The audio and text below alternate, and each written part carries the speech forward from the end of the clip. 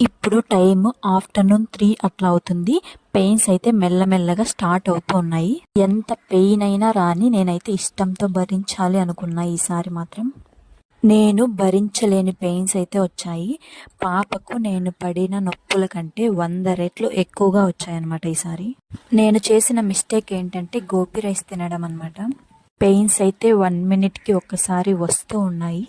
ఎక్కువ వస్తుందన్నమాట, భరించలేకపోతున్నా నేను ఆ పెయిన్స్. అంత పెయిన్ వస్తుంది నాకైతే.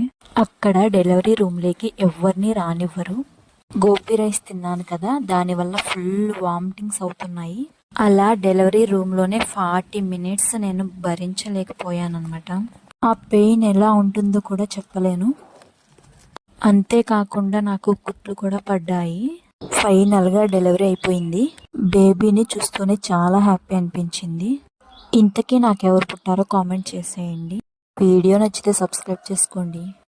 మళ్ళీ ఇంకొక వీడియోతో అయితే కలుద్దాం. నేను నెక్స్ట్ వీడియోలో ఎవరు పుట్టారన్నది నేను చెప్తాను.